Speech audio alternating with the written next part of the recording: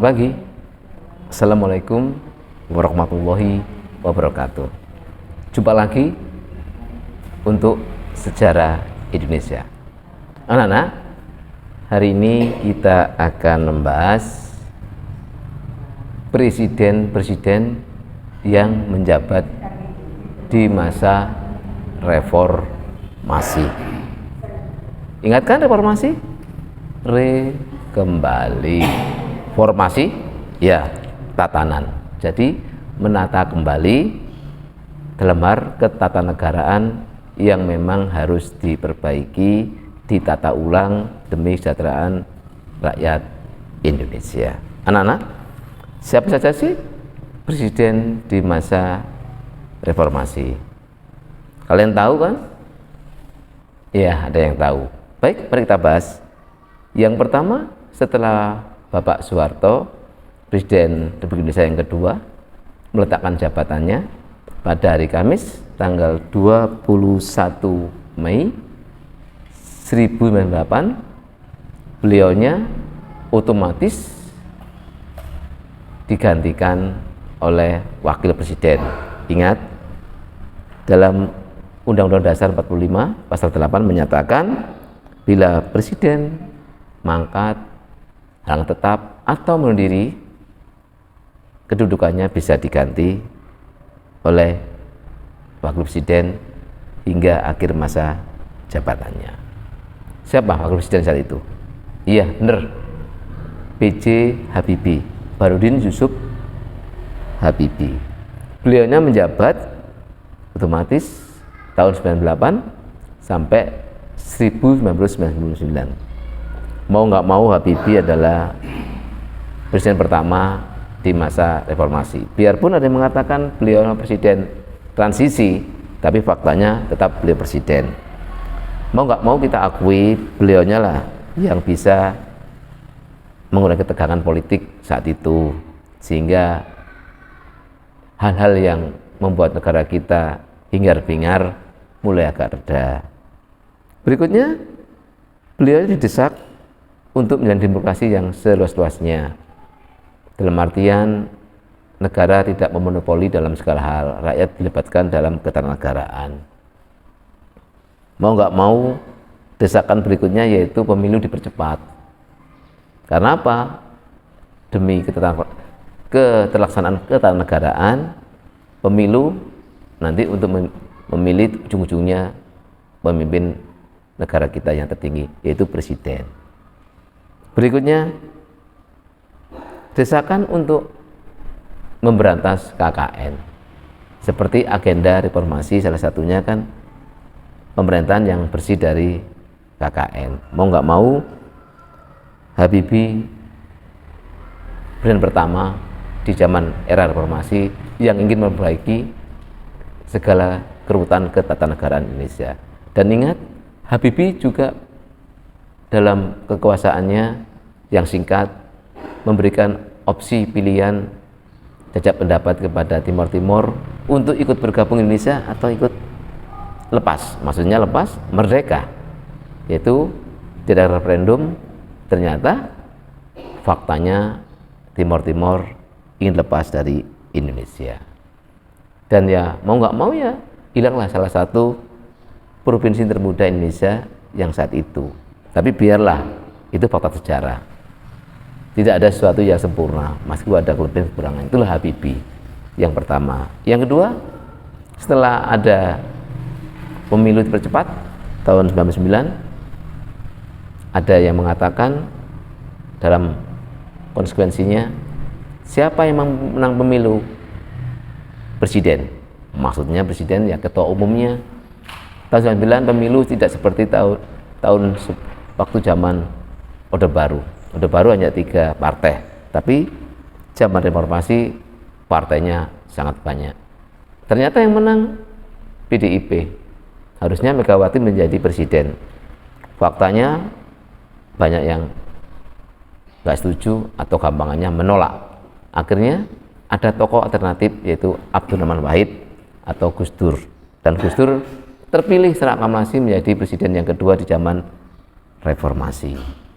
Apa sih hasil dari Gus Dur?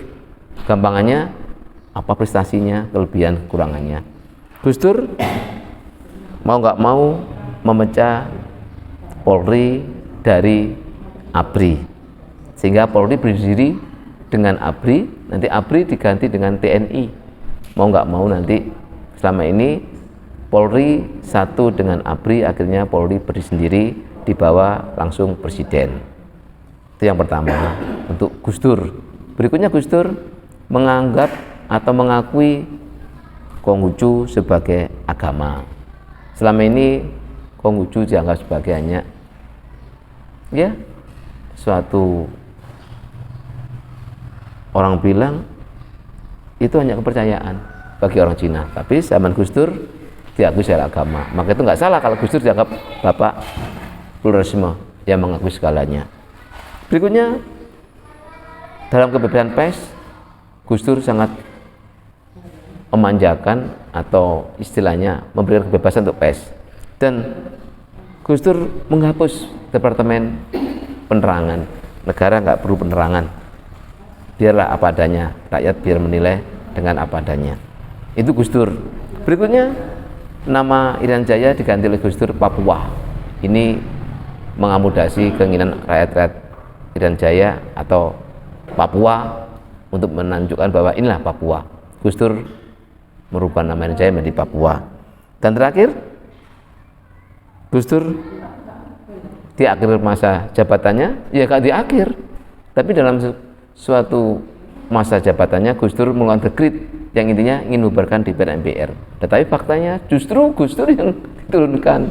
Ini sangat tragis, anak-anak. Gus Dur hanya menjabat sekitar 2 tahun. 2001 Gus Dur turun. Tidak, dalam artian tidak lengkap atau selesai sampai jabatannya. Dan Gus Dur digantikan oleh wakil presiden, yaitu Megawati. Mau nggak mau ya Megawati menjadi presiden di zaman reformasi yang ketiga. Dan Megawati ada kelebihan kekurangannya. Kelebihannya, Ibu Mega mendirikan KPK, Komisi Pemberantas Korupsi. Dan nanti orang yang kena tindakan KPK atau ketangkap KPK akan disidang di tempat tersendiri, yaitu di Pengadilan Tipikor Tindak Pidana Korupsi. Berikutnya, zamannya Ibu Mega, ekonomi direformasi, banyak BUMN yang dikelola oleh swasta, maksudnya secara manajemennya, biar apa? Jelas nampak untung ruginya. Berikutnya, Megawati berhasil melaksanakan pemilu yang berikutnya, yaitu tahun 2004 pemilu zamannya Megawati. Ternyata hasilnya mulai muncul pemimpin baru di zaman reformasi, yaitu yang ketiga setelah Megawati ada Bapak Susilo Bambang Yudhoyono. Beliaunya ya mantan militer atau orang militer, tetapi dalam pemerintahannya beliaunya humanis, cenderung kebijakannya ke orang sipil. Dan zamannya Pak Susilo Yudhoyono pemerintahannya ya aman-aman saja, ya tidak ada gejolak. Ya alhamdulillah beliaunya bisa memberikan ketenangan ke seluruh rakyat Indonesia. Dan beliaunya menjabat 2 kali, mulai tahun 2004, 2009 sampai yang periode kedua 2009 sampai 2014. Dan zamannya Pak Bambang Susilo Bambang Yudhoyono atau Pak Bambang atau SBY menjabat 2 kali periodik. Pemilu berikutnya dilaksanakan, ternyata terpilih lagi wajah baru, orang baru yang ingin membawa perubahan ke Indonesia, yaitu Bapak Insinyur Joko Widodo. Beliaunya luar biasa. Beliaunya disebut Bapak Tol karena apa? Pembangunan tol luar biasa, ingin menyatukan Indonesia. Mau nggak mau kita akui, beliau juga giat dalam infrastruktur, dan gampangannya Indonesia ingin dijadikan satu. Indonesia dijadikan negara yang Sabang Merauke satu harga, satu nusa, satu bangsa, satu keluarga, serba satu. Dan beliaunya mau nggak mau, ada yang mengatakan bapak tol, karena beliaunya membangun tol mulai dari Jawa sampai ke luar Jawa. Anak-anakku, selanjutnya setelah Presiden Joko Widodo, insya Allah tahun 2004 nanti ada pemilu. Siapa presidennya? Ya kita tunggu. Baik anakku, itu bisa sampaikan untuk presiden-presiden di masa reformasi dari zaman B.J. Habibie sampai Insinyur Joko Widodo.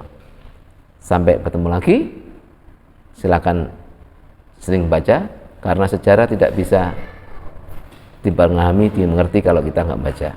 Saya akhiri. Assalamualaikum warahmatullahi wabarakatuh.